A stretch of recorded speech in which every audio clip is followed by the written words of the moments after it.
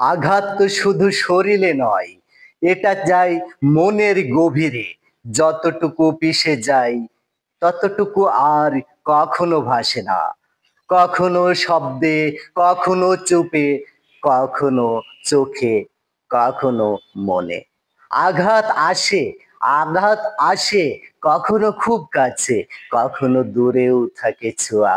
অবশ্যই শরীরের চিহ্ন থাকে, কিন্তু মনের আঘাত যে গোপন, যে আঘাতে ক্ষতিতেই থাকে, তার নিঃশব্দ বেদনা বয়ে চলে।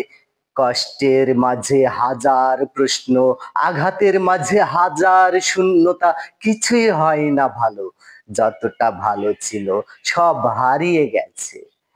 তবে জানো, আঘাত শুধু দুঃখ দেয় না, এটি শক্তি দেয় নতুন পথ চলতে। মনের ক্ষত শুকায়, ক্ষত চিহ্ন ভুলে, আঘাতও একদিন ঠিক হয়ে যায়।